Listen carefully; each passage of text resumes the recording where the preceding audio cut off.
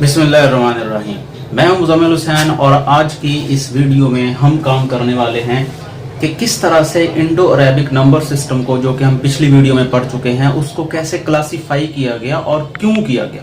ये जो हम नंबर सिस्टम के जो सेट पढ़ते हैं, natural numbers, whole numbers, integers, rational numbers, irrational numbers, ये आखिर क्यों बनाए गए, इन तमाम सवालों के जवाब आपको मिलेंगे आज की इस वीडियो में। तो इस वीडियो को आपने मुकम्मल देखना है। तो हम स्टार्ट करते हैं कि किस तरह से नेचुरल नंबर्स जो हैं वो डेवलप हुए।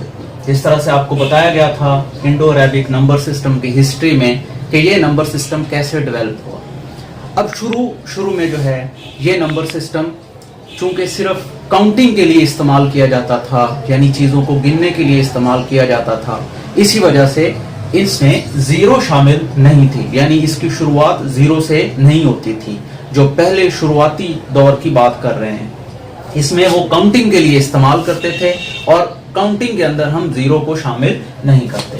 तो इस ग्रुप को, इसको सेट का नाम दे दिया गया बाद में, जिसे हम बोलते हैं सेट ऑफ नेचुरल नंबर्स।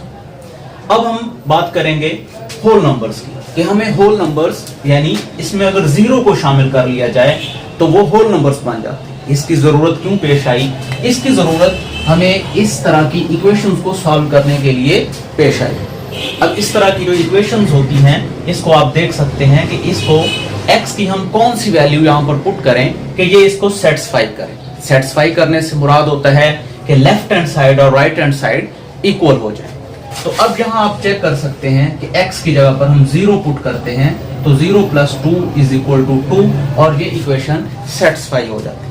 लेकिन ये जो 0 था ये हमें सेट ऑफ नेचुरल नंबर में नहीं मिला। तो इसके लिए एक नई लिस्ट, एक नया ग्रुप बना दिया गया जिसे नाम दिया गया होल नंबर्स का। नेचुरल नंबर और होल नंबर्स के अंदर सिर्फ इतना ही फर्क है कि इसमें 0 नहीं है और इसमें 0 को भी शामिल किया गया है। अब हम बढ़ते हैं आगे। जैसे जैसे डेवलपमेंट होती गई, ये जो सिस्टम है ये डेवलप होता गया और आगे जो है इसके अंदर इंप्रूवमेंट्स आई, इसमें इजाफा होने लग गया। तो अगर हम इंटीजर्स की बात करें तो ये कैसे और क्यों हमें इसकी जरूरत पेश आई, तो इसके लिए हमारे पास ये इक्वेशन की टाइप आपको नजर आ रही है। अब ये ऐसी इक्वेशन की टाइप है जिसको सॉल्व करने के लिए हमारे पास कोई भी होल नंबर मौजूद नहीं है।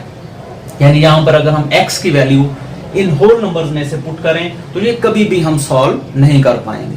तो फिर क्या किया गया कि ऐसे नंबर्स जो हैं वो डेवलप किए गए जो इस तरह की इक्वेशंस को सॉल्व कर सके। जिस तरह से अगर मैं यहाँ -5 पुट कर दूं और ये +5 तो ये इक्वेशन सेटिस्फाई हो जाएगी। लेकिन -5 जो है ये इस सेट में या और इस सेट में मौजूद नहीं है। तो फिर एक नई लिस्ट, एक नया सेट बनाया गया जिसके अंदर पॉजिटिव भी और नेगेटिव भी नंबर्स शामिल किए गए और उनको नाम दिया गया इंटीजर्स का, और सेट ऑफ इंटीजर्स यानी z को इंट्रोड्यूस करवाया गया। अब जैसे जैसे डेवलपमेंट होती गई, इनको मजीद जो है वो मैथमेटिशियंस इन पर गौर कर रहे थे।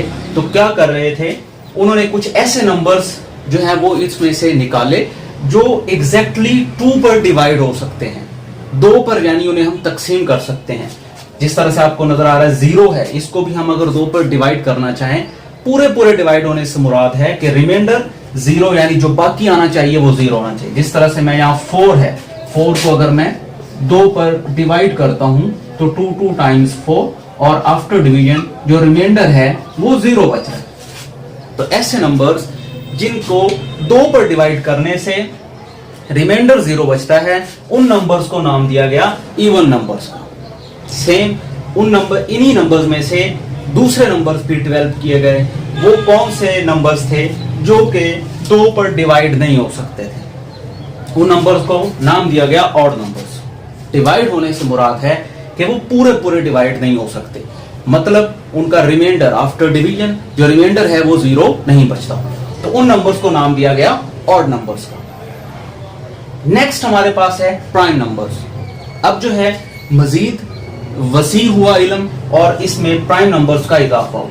ऐसे नंबर्स मैथमेटिशियंस को मिले जो कि ऐसे समझने के जादुई हैसियत रखते हैं, वो अपने आप और एक के अलावा किसी पर डिवाइड नहीं होते। जिस तरह से आप 2 देखें, 2 को आप 1 पर डिवाइड कर सकते हैं, बल्कि 1 पर तो हम हर नंबर को डिवाइड कर सकते हैं। तो ये ऐसे नंबर्स थे जो अपने आप पर डिवाइड होते थे और सिर्फ 1 पर डिवाइड होते। इसके अलावा इनका कोई डिवाइजर नहीं। इस तरह 3 है, इसको हम किसी पर भी डिवाइड नहीं कर सकते 1 और 3 के अलावा।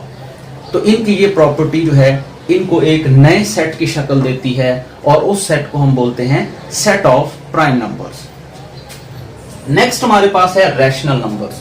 रैशनल नंबर्स यानी नातक अदाद। नातक अदाद क्या होते हैं? ऐसे अदाद होते हैं जो P ओवर Q या A ओवर B की फॉर्म में लिखे जा सकते हैं।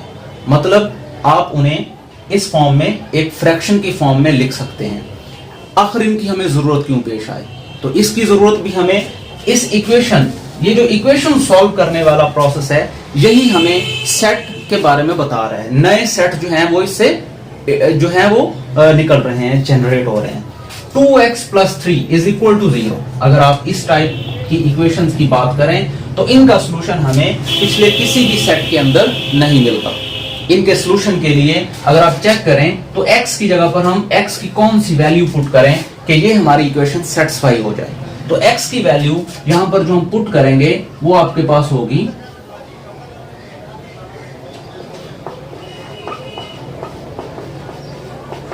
तो आप देख सकते हैं ये इससे कैंसिल होगा। -3 + 3 = 0। अब ये x की जो हमने वैल्यू पुट की है वो -3/2 है। और इस तरह का कोई नंबर भी रैशनल नंबर से पीछे जितने भी सेट हैं उनमें मौजूद नहीं है। तो इस तरह से एक नया सेट जो है वो इंट्रोड्यूस करवाया गया जिसमें आप फ्रैक्शन की फॉर्म में नंबर्स को लिख सकते हैं और इस पे जो कंडीशंस हैं वो फुलफिल होनी चाहिए कि a और b यानी न्यूमरेटर जो बटे से ऊपर होता है और डिनोमिनेटर ये नीचे वाली रकम होती है, ये आपके पास दोनों इंटीजर्स होने चाहिए। और जो आपके पास डिनोमिनेटर है यानी जो b है जो इस बटे के नीचे आ रहा है वो हमारे पास 0 नहीं होना चाहिए। इन नंबर्स को नाम दिया गया रैशनल नंबर्स यानी नातक अदाद। इसके बाद जो है वो इर्रेशनल नंबर्स, वो भी हमें इक्वेशंस से ही मिले। अगर आप इस तरह की इक्वेशंस की बात करें x² = 2, x² = 2 टाइप की जो इक्वेशंस हैं इनका सॉल्यूशन हमें, क्योंकि जो अगर आप देखें taking square root on both side तो ये ±√2 होगा। अब ये x की वैल्यू ±√2 है और 2 जो है आप जानते हैं कंप्लीट यानी परफेक्ट स्क्वायर नहीं है।